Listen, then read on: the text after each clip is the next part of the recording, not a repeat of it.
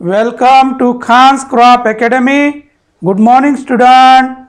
Hi, we are going to learn Agriculture, Science and Technology, Standard 12, Chapter number 13, Agricultural Marketing. Weightage 5 mark. In previous lecture, explain the types of agricultural marketing on the basis of location, on the basis of areas. Then third classification on the basis of number of commodities. तर विद्यार्थी मित्रांनो, या अगोदरच्या lecture number 3 मध्ये आपण types of agricultural marketing सुरू केलं होतं. आपण त्यामध्ये 5 टाइप्स वरून आपण on the basis of 5 types, तर 5 पद्धतीनं आपण याचं वर्गीकरण करतो. तर लेक्चर नंबर 3 मध्ये आपण 2 पद्धतीनं बघितलेलं होतं. आज आपण तिसऱ्या पद्धतीचं types on the basis of number of communities. तर नंबर ऑफ कम्युनिटीजवरून तर किती वस्तू आहेत त्या मार्केटमध्ये, यावरून आपण वर्गीकरण करत आहोत. तर general market. General market. In these markets, almost all the types of commodities, almost all the types of commodities such as food grain, oil seed, sugar, pulses and other farm produce are bought and sold is known as general market. ज्या मार्केटमध्ये सगळेच धान्य असतात, त्यामध्ये तृणधान्य, त्यामध्ये pulses म्हणजे डाळवर्गीय, तेलवर्गीय, नंतर साखर आहे, असं हे जे काही वस्तू आहेत, जास्तीत जास्त वस्तू यांचं जे देवाणघेवाण होते, खरेदी विक्री होते, त्या मार्केटला आपण जनरल मार्केट म्हणणार. काय म्हणणार? General market. सगळ्याच वस्तू मिळणार तिथं, त्याला आपण काय म्हणणार? General market. These markets deal in large number of commodities. Large number of commodities. यामध्ये भरपूर टाईपच्या वस्तू असतात, वेगवेगळ्या टाईपच्या वस्तू असतात. त्या मार्केटमध्ये गेलं की आपल्याला किराणासुद्धा खरेदी करता येते, धान्य घेता येते, डाळी घेता येते, साखरी घेता येते, भाजीपालाही घेता येतं. असं मार्केट म्हणजे बरेच तालुक्या लेवलवर मार्केट असतं बघ, आठवडी बाजार म्हटलं जातं. तर तिथं सगळंच मिळणार, ज्या ज्या आपल्याला वस्तू लागतात ॲग्रिकल्चर, त्या सगळ्या उपलब्ध असतात.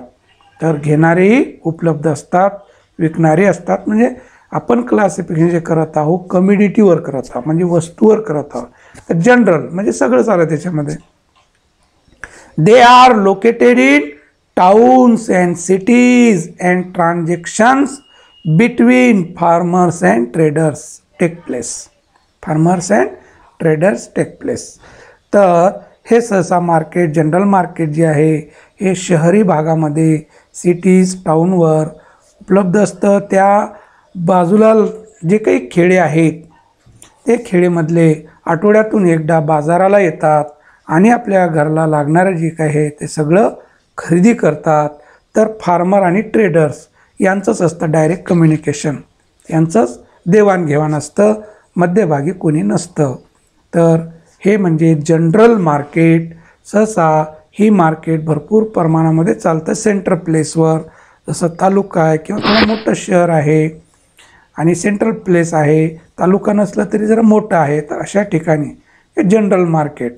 इकडं कपडे दिसत आहेत, इकडं भाजीपाला दिसत आहे, धान्य दिसत आहेत, फळं दिसत आहेत. ये general market. Next, specialised market. Second type, specialised market. A market in which transactions take place only in 1 or 2 commodities is known as specialised market. आता स्पेशलाइज्ड मार्केट म्हणजेच एक स्पेशल मार्केट असतं त्या त्या वस्तूसाठी. स्पेशल कपड्याचं मार्केट, सोनाराचं मार्केट म्हणतात की नाही, धान्य मार्केट, भाजीपाला मार्केट, फळ मार्केट, हे वेगळं आहे ना. तर यामध्ये स्पेशल ते 1 किंवा 2च वस्तू असतात. तर हे लार्जर स्केलमध्ये चालणार असतं. For every group of communities a separate market exist. तर त्या धान्य मार्केट वेगळं त्याचं असणार, फळ मार्केट त्याचं वेगळं, भाजीपाला मार्केट त्याचं वेगळं, कपड्याचं मार्केट, सुनाराचं मार्केट, असं भांड्याचं मार्केट असं वेगळं असणार. तर ॲग्रिकल्चर रिलेटेड चालू असल्या कारणाने भांडे विंडे येणार नाही, पण एक उदाहरण सांगत आहो. तर या पद्धतीनं सेपरेट मार्केट असतं. The example of specialised market is food grain market, है ना. फूड ग्रेन मार्केट धान्य मार्केट म्हटलं जातं. व्हेजिटेबल मार्केट, कॉटन मार्केट बघा, है ना. ॲग्रिकल्चरचं कॉटन मार्केट ते वेगळंच असतं, कॉटन खरेदी करणं, है ना.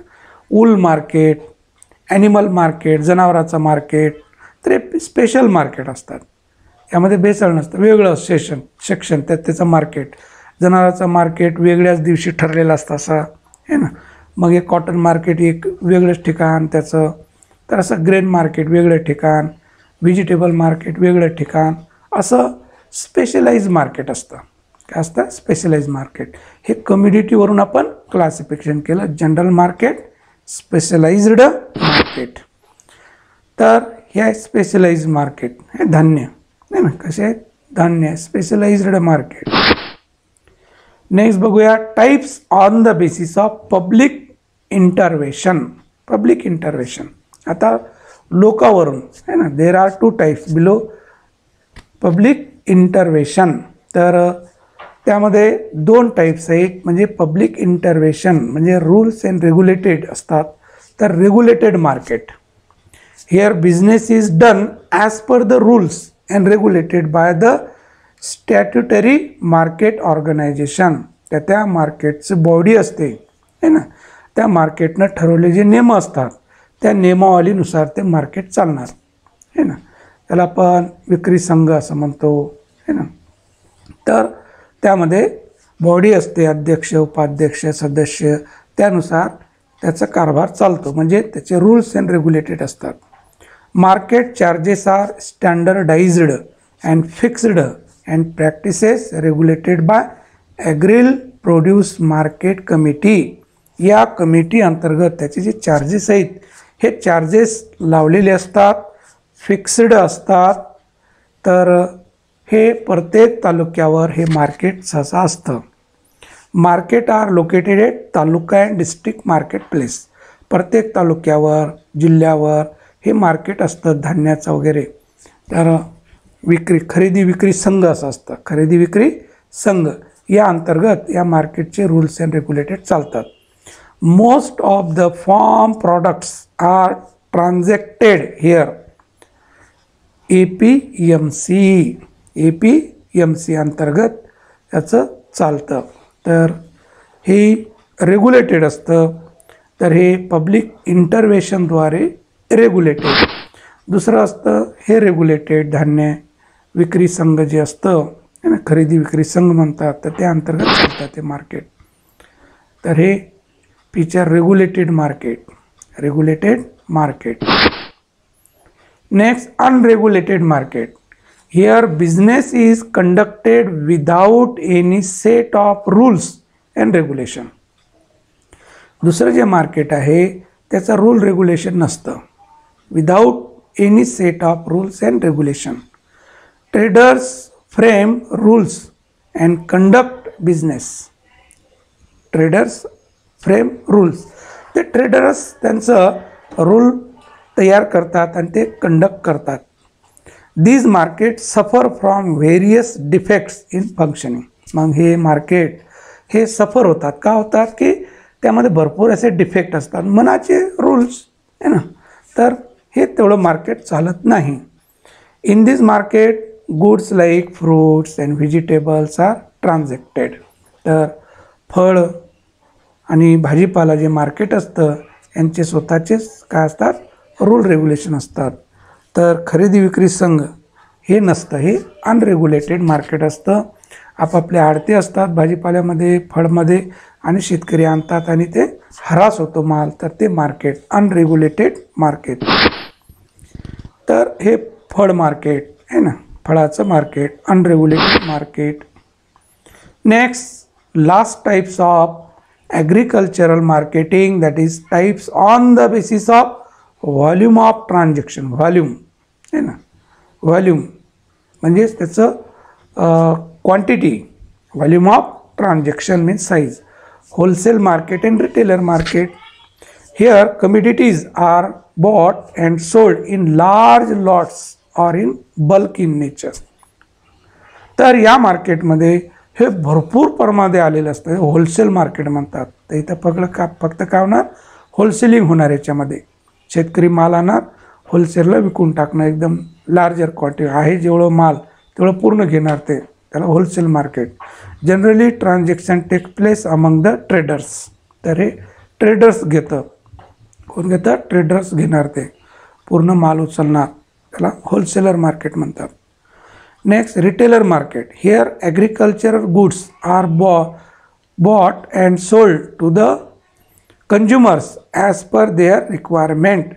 तर रिटेलर मार्केट जे आहे, तर इथं खरेदी विक्री जी आहे, तर ते कन्झ्युमरला किती लागतं त्यानुसार ते विकतात.